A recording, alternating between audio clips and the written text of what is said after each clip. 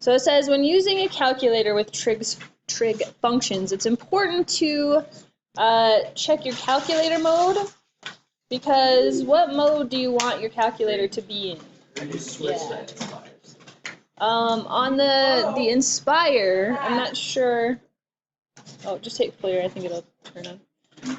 I think it's in the same area, but when you just turn it on, try turning it off and back on. You go down to settings. I believe it's number 5. It's on. I know it's number 5 on mine. And then you go into document settings, and then it's right there. It's like the second one down. I think it's like, so it's not in the calculator mode. The calculator or the graphing is like in the document area. What? So I want to add document. We could graph in circle. Yeah, or I don't know. I'll look. Oh yeah. See, that's where we need to figure out how we can put a unit circle. Try that. I need batteries. Take the batteries out. Can we put notes in these or Yeah, you can. No, it's not illegal. You could put programs in there too. Wait, so if we hook these to our computer, we can type on all the notes. Yes. Okay, that'll take forever. Well, you could just take a picture of your notes and then I don't know. If you figure it out, let me know. AP test notes. It's already Yeah. folder right here. Whoa. You can insert shapes. Is it a user? That's cool. It has 1, 1, 2, 1, 3. Oh. I didn't do anything to it. Okay, we'll figure it out. Oh, it only goes to 1, 5. Okay, are you guys ready? Let's do the notes and we'll figure out the Well, there's one calculators. Here, I got batteries. Okay, so you should be able to use either a TI-84 or your Inspire. So grab a calculator by any means and type in the sign of 2. Make sure your calculator mode is in radians. And tell me what you get. Sign of 2. The sign of 2. Yep. That's it. What? Sign of 2. You got a sign of 2? Get a decimal answer. 0.909. So sometimes, when you guys go to take the test, I will give you the 84 and the Inspire. You will take both calculators with you to take the test. Because sometimes it is just simply easier to use the 84. Don't spend time trying to figure out the Inspire in the middle of the test. That's a bad idea. Yes. They're not going to constantly. Amazon has batteries. What's that? They're not, if you write 0.99, will they turn you off to not have It depends on if they say Okay. or not. So But if they say, blanket statement, 3 decimal places. I'm gonna keep this. Okay, we'll figure it out later. Want me to put my name on it? Oh, see, look, there's notes on this one. Shit. And Have you just put it on like masking tape? yeah, that's what it looks like. But I don't even know what it means. So that's mine. Okay, do tangent of negative pi over 5.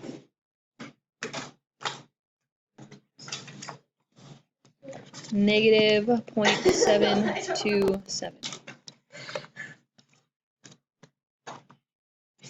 Okay, how do you type in secant? There's not a secant button. I don't even think there's a secant button on the Inspire. Is there? Is it second?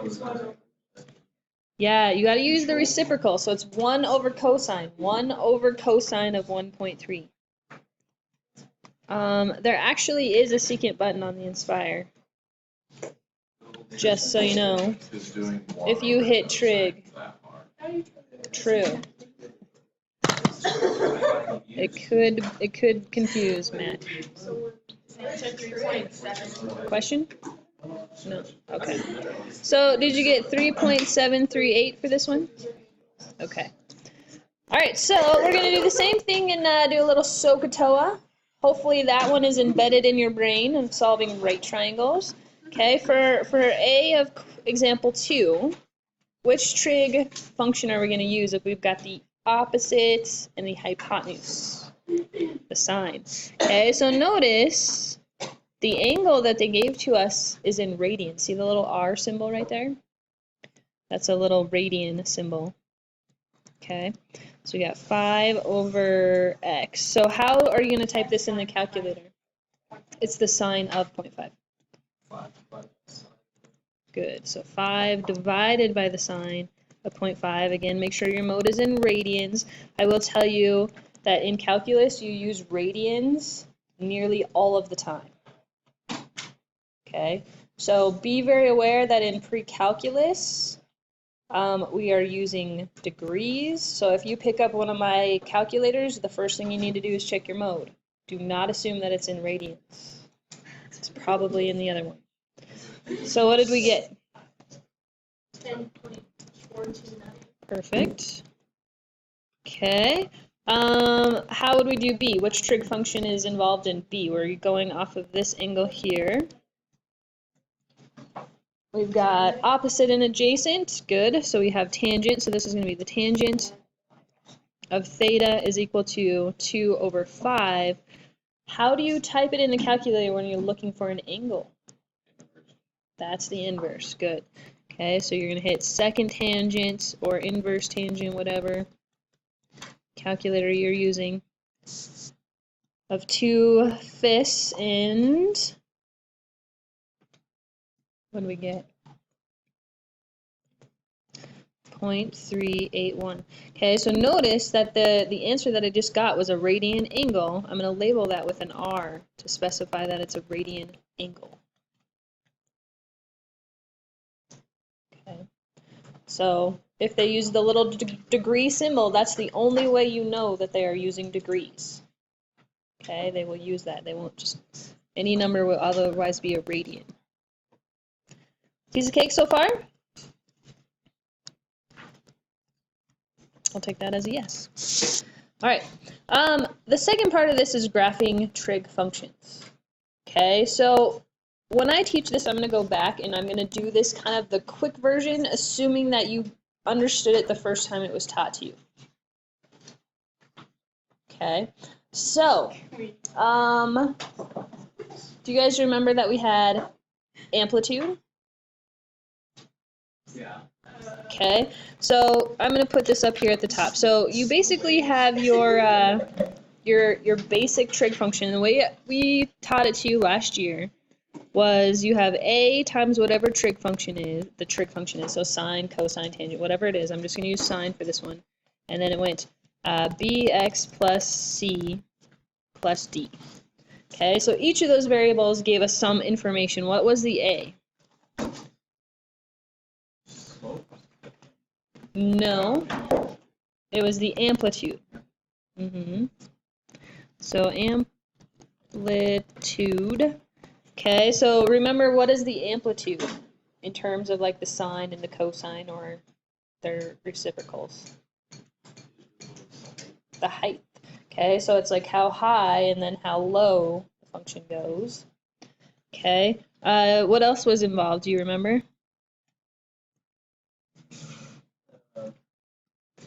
There was a period. Okay, so a period by definition is one cycle. So I taught it to you, and I'm not sure exactly how Ms. Coughlin taught it, but I'm going to stick to this the way I taught it, because in my brain it works best. Sorry if Ms. Coughlin's way worked better. But 2 pi over b is my blanket statement. Let's see if anybody catches why I said that. Which one is it? 2 pi over b. It's 2 pi. What's that? 2 pi over b. So the period. So the period tells us one full cycle. She Right. about like one. Mm-hmm. 2 pi is a full revolution. 2 pi is a full revolution. Yeah. Yep. There's one place where you might notice it. The next thing is the phase shift. Okay, does anybody remember how you find the phase shift? By the way, phase shift is shifting the function either left or right. Has to do with the c, but it involves another variable. No, b.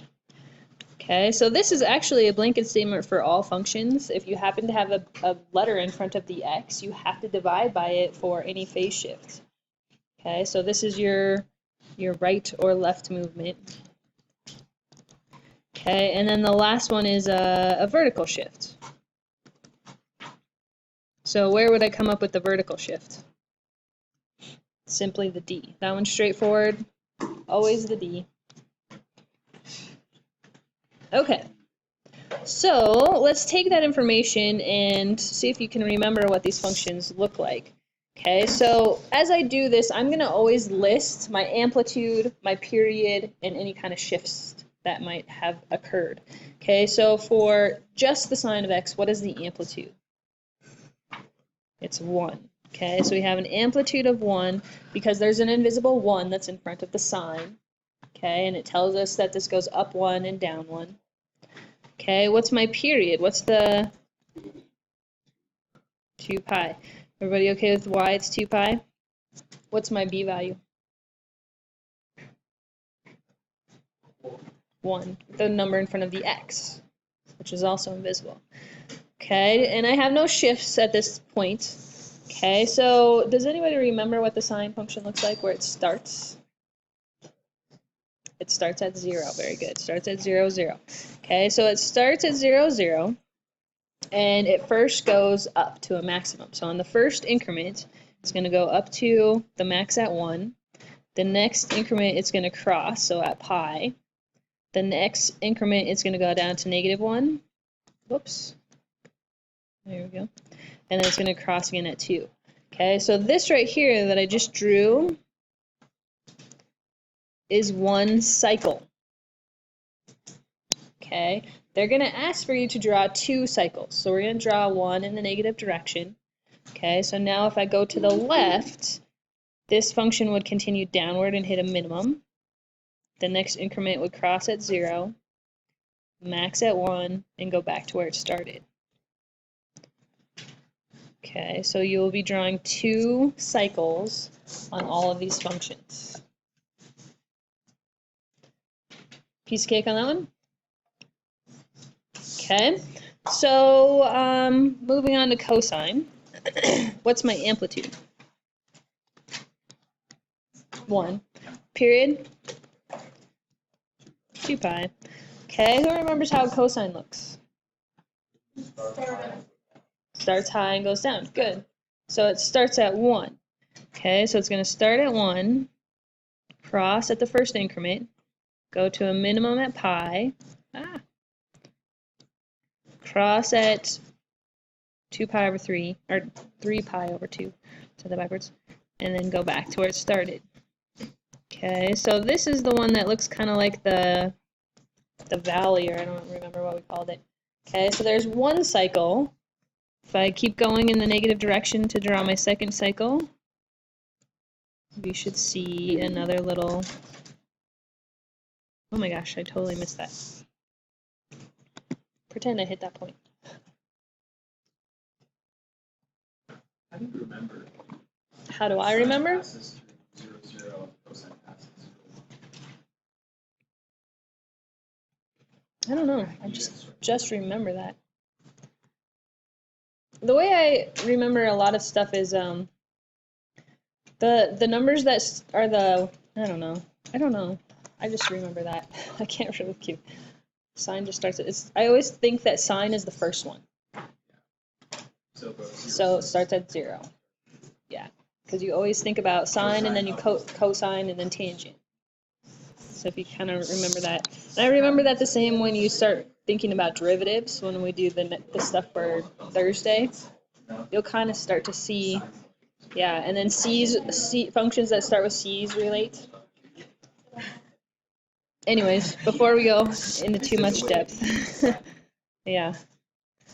Okay, so cosecant. Let's talk about cosecant. Let's see. I'm going to do this in, what color am I at? Blue. Okay, so we got an amplitude of 1 again, a period also of 2 pi. Okay, so you remember, I think Miss Coughlin uses the word kissing cousin on this one. Okay, so you remember that if you draw the sine function, that can help you to draw the cosecant function, right? So you basically end up taking these parabolas, and if you like took scissors and cut along the x-axis and just separated them, it would look like that.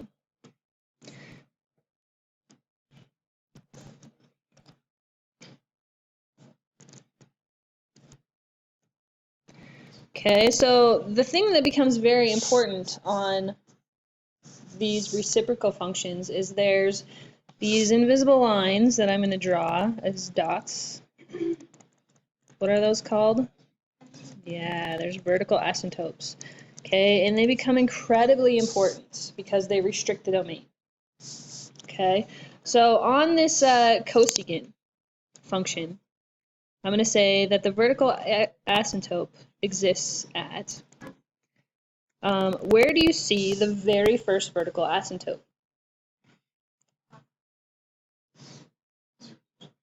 Okay, now you could say pi and that would not be incorrect. I'm not going to say pi though. I'm going to say 0.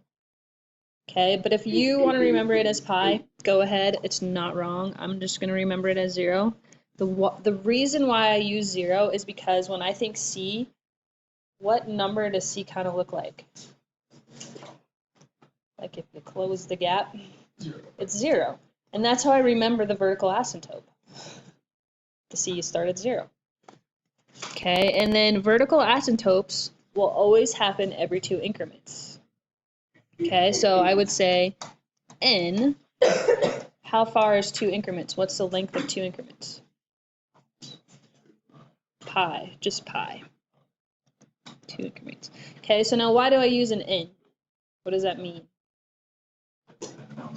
Number. It's some number. So like the first one would be at pi, 1, the first one, second, third. So there's an infinite number of vertical asymptotes, right? Okay. So if we move to secant, let's see, we'll move back to red. Okay, that one again, amplitude of 1, period of 2 pi. Okay, so that one is the kissing cousin of the cosine function. So again, if I draw the cosine here, let me draw this in green. Oh. There we go.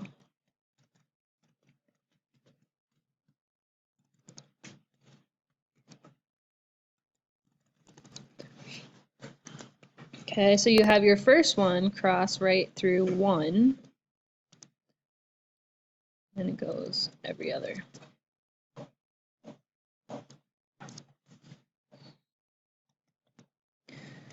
Okay, so for this one, you have vertical asymptotes over here. Sure. You only technically have to draw 4 parabolas. But if you would never get it wrong if you draw too many. You can't draw too many. Okay, so vertical asymptotes. Where do you see the very first one at? What is that first increment distance? Half a pi. Okay, so pi over 2. Plus or minus n, and how far is 2 increments? Pi. Okay, so just so you know, a little trick with figuring out how often these occur, this number right here will always be the period divided by 2. That's an easy way to think about it.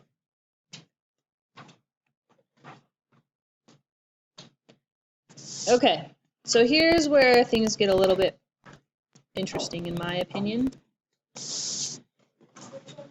Okay. Where are we at? Blue. Okay, so for tangent, again, what's my amplitude?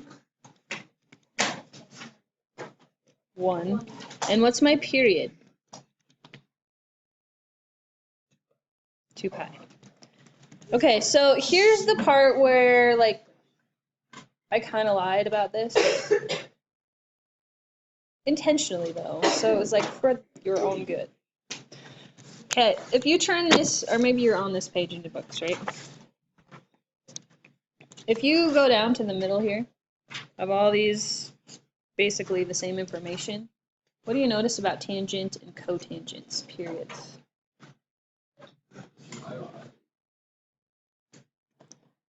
Pi over b. And it's not 2 pi over b. Okay, so this is what I want you to think about. Okay, so I'm going to teach this the way it makes sense in my brain. Okay, the reason why tangent and cotangent are different. Okay, so who remembers what the tangent and cotangent looks like?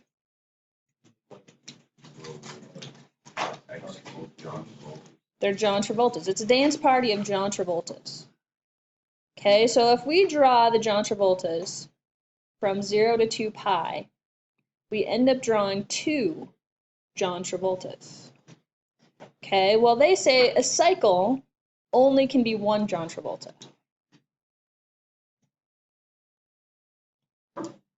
Okay, so that's why it says pi over 2, or excuse me, pi over b.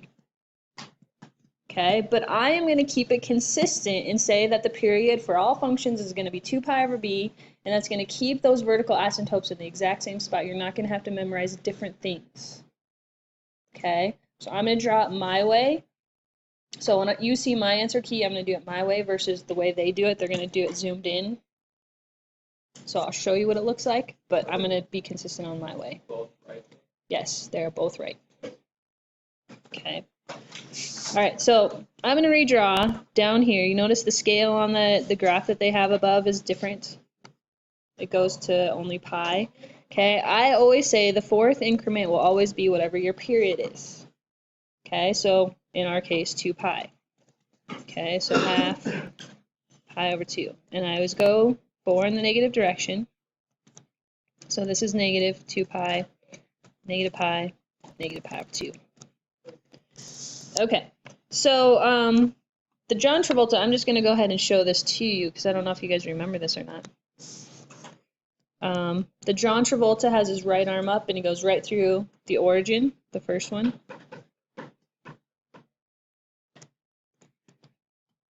And he goes right through pi and keeps going.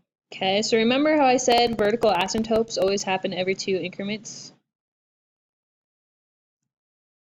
Okay, that's going to hold true for tangents and cotangents. Okay, so when I draw the tangents and cotangents, I will always draw 4 John Travoltas. Okay, the textbook is going to zoom into that and only draw 2. Okay. Like you said, both is correct. Both are correct. As long as I label my x-axis correctly, if I label that, make sure my vertical asymptotes are labeled, it is not an incorrect graph. It's exactly the same. Okay, so for this, my vertical asymptote is at x equals, my first one is at pi over 2,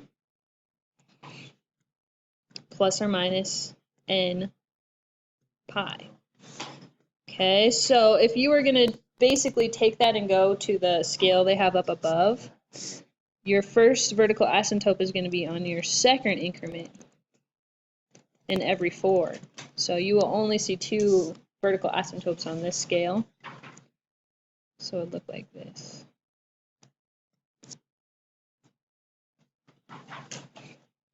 So they actually would only draw, they're going to even be more precise and go.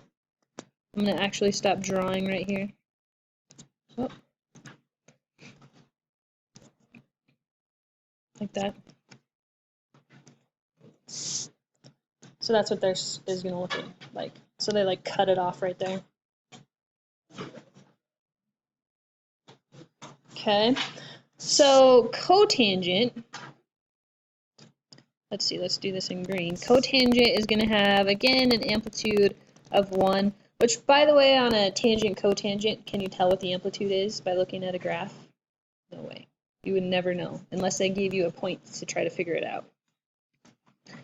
Okay, so period 2 pi again, so I'm going to do it my way. 1, 2, 3, 4, 2 pi. 1, 2, 3, 4.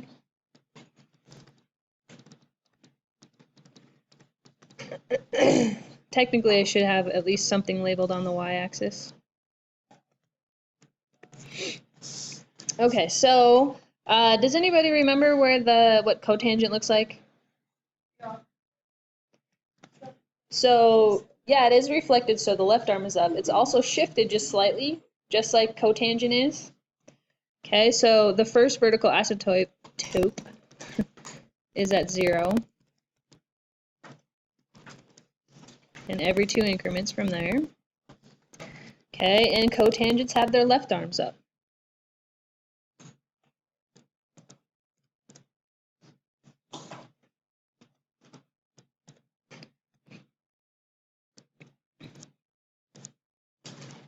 So do you guys want me to draw the zoomed in scale that they would draw real quickly?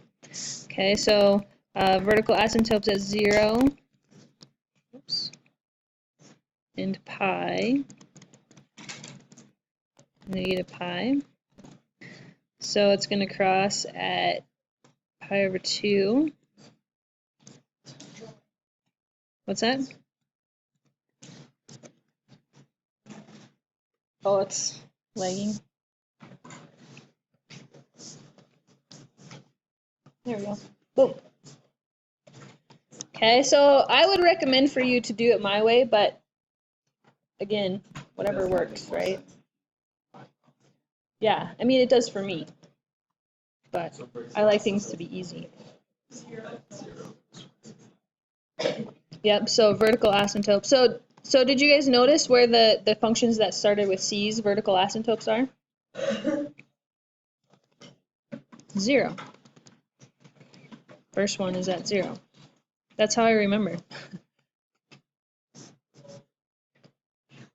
And the other ones start on the first increment. Okay, so let's take those and do some shifting. So we're moving on to example 4a. Okay, so again, make sure that as you guys do these questions, I want to see amplitude, I want to see period, I want to see whatever the shift is. Okay, so for A, what is my amplitude? Okay, now technically, that's a good point. It's technically a positive distance. If you wrote a negative, if it specifically said what is the amplitude on the question, like on a test question, that would be incorrect to say negative because it is in reference to a distance. So if you were just graphing it and they weren't specifically asking you what the amplitude is and you wrote negative, that would probably help you to remember that it's reflected. So just be aware of that fact. Okay. Period. 2 pi over b. So what's the b in this case? Good. So if I divide by a half, that's the same as multiplying by 2. So I have a period of 4 pi. Okay, do I have any shifting? No shifting, no adding or subtracting. So they labeled my increments perfectly. That's exactly the way I would have done it. 4th increment is my period. Okay, so we can go ahead and draw this. I'm drawing a cosine with an amplitude of 5 that has a negative in front. What does the negative do? Flips it upside down. So where am I going to start this? Start at the bottom. Good. So it's going to start at negative 5. It's going to cross on the first increment. At 2 pi, it's going to max at 5. Cross at 3 pi, and go back down at negative 5 at 4 pi. So there's 1 cycle. So notice that it says 2 cycles up in the directions. So I'm going to basically just mirror that on the negative side.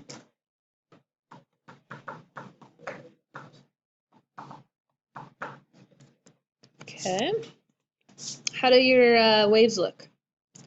Does everybody have beautiful waves and not V's?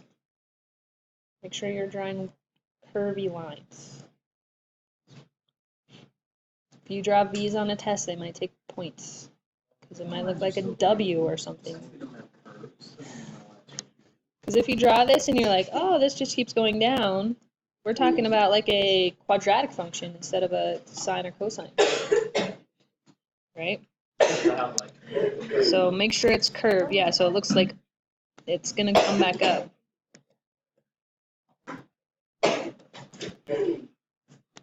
There we go. All right. Here we go. B, we got a little shifting going on this time. All right. What's my amplitude for B? 1. What's my period? 2 pi over what? Which is 2. There you go. So that reduces to pi. Okay. Do I have a phase shift? Phase shift. Oh, here's something to think about, by the way.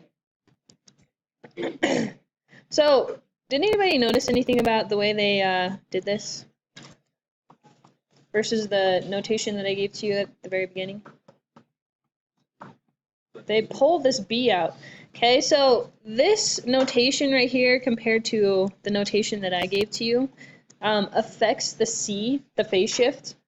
If you have this notation, then your phase shift is exactly whatever the C is. Okay, but if they distribute the B through like the way you've always seen it, then it's C over B. Do you see the difference? C. Because you're distributing the B through. Exactly, right. Okay, so there's both kinds of questions on this homework. So make sure you can tell the difference. There's 2 sets of parentheses. You just pull the C for the phase shift. Okay, so this is a what? Is this a C or is this a C over B scenario? C over B. Okay, so C is what? So pi over 2, and then divide by 2. So pi over 2 divided by 2 is pi over 4. And what direction is it? Negative, like right or left?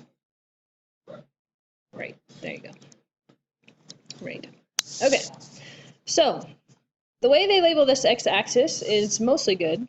Okay, so remember, I usually draw my 4th increment. The 4th increment is your pi, so that's okay. Notice they went a little further, which is we're going to need because we're moving to the right. This is not, does the right shift show exactly the same? No. Oh, in this instance, let me think. No. I did think about it. You thought about it. In this case, okay, so in order for it to be exactly the same, it would have to be the distance of the period. So if the period is pi, if you moved it to the right pi, it would overlap itself, or to the left pi. But if you move it only a little, pi to the 4, that max point, I mean, that's the part you're moving. Think of it that way, so it's not exactly the same. But it can be, I mean, you're right about sometimes that does happen. Okay, so where do signs start usually? At the origin, okay? So I'm thinking I'm starting at the origin, but I have to move this to the right pi over 4. Now, how far is pi over 4? Exactly 1 increment, right? Okay, and if you had to go back and label your increments, you could do that. Is everybody okay that that's exactly 1 increment? Because, no? No? Okay. Okay, so if this 4th increment is pi, right? Pi. Oh. Then half of pi is pi over 2, and half of pi over 2 is pi over 4. So that's how you know how far it is. Okay, so we're going to start at pi over 4, and it's going to max out on pi over 2, and 3 pi over 2, boom. Okay, so there's 1 cycle. I'm going to connect my dots. Okay, and then I need a 2nd cycle, so I need to go in the negative direction, so I need to go down, mid, max, 4th. I love it when it's like exactly 1 increment.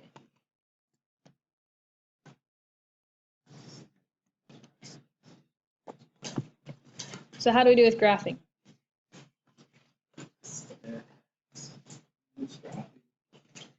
Wishy-washy like a wave? So do we not draw arrows? You can. I would draw an arrow. I mean, I guess I didn't. I guess sometimes I'll draw an arrow if I think about it.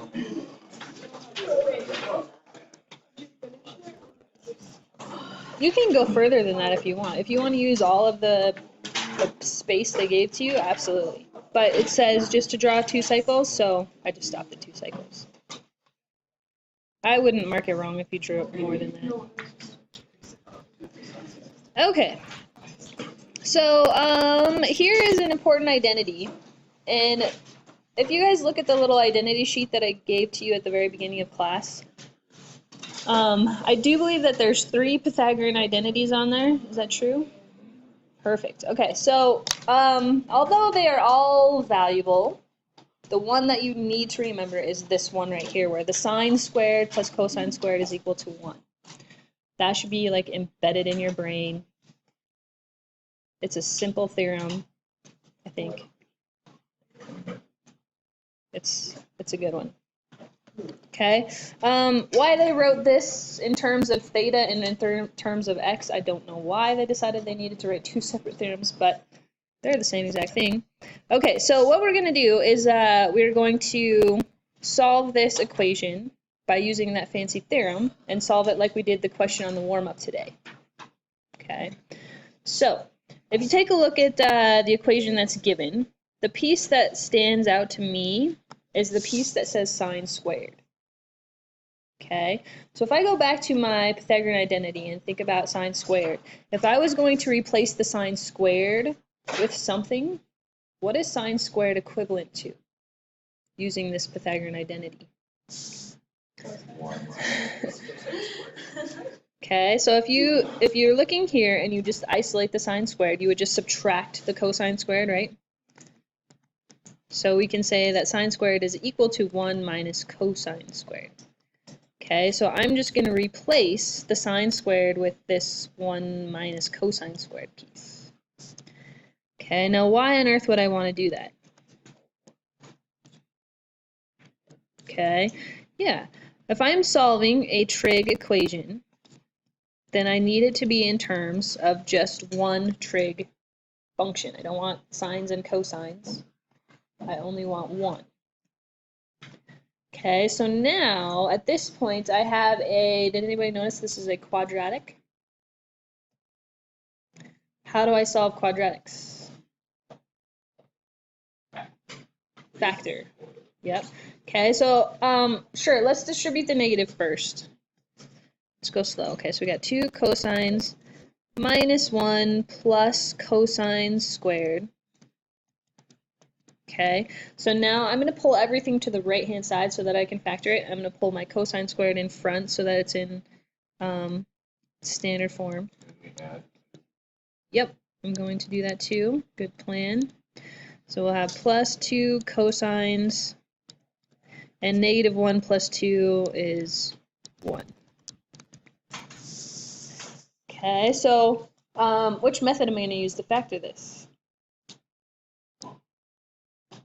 It looks really scary when there's cosines in there, doesn't it? Okay, yeah, it's just easy method. What 2 numbers multiply to 1 and add 2. 1 and 1. So is everybody okay with they're the exact same quantity? Cosine plus 1. So I'm going to write this as cosine plus 1 squared instead of writing them out twice. Okay, how do I solve this now? How do you get rid of this square? Okay, so you have the cosine plus 1 is equal to 0. Next step. Subtract 1. So I have cosine equaling negative 1. Okay, so now we're back to grabbing our circle. Okay, what are we looking for, by the way? X. So is it a side or is it an angle? An angle. We're looking for an angle, cosine of theta. Okay, so I'm looking for the angle where the x value is negative 1. Where is the x value negative 1? At pi. Yeah, so yes, 180, but let's use radians. Okay, so they're going to use radians like all the time. Okay, so you good with that? Now they also ask you to verify this in a calculator. So question for you. Do I need to go through how to solve these on the calculator? Okay, so like step number 1, what mode do you need to be in? Radians. Okay, so then you like type it into the y equals, so you're solving it by graphing, you're setting it equal to 0 and figuring out where it crosses the x-axis. Okay, by the way, if I was going to type this original piece, how do you type sine squared into the calculator? Okay, yeah, so in the calculator, the sine squared, so if I go to type in sine squared, okay, that's the mathematical notation for sine squared. In the calculator, you have to type it as, sine, and then it pops out a parenthesis for you, so you hit theta or x or whatever you're using, and then square. You can put X in there. Yeah, whatever variable. So we're good, I don't have to do the calculator part. Does anybody want me to? Good? Okay. Alright, that's that then. You have to do, you're gonna laugh when I give this to you, but there you go. You need to do 1 through 24. If you do the last 2 problems, it's worth a little extra credit for you. But you need to at least get to 24.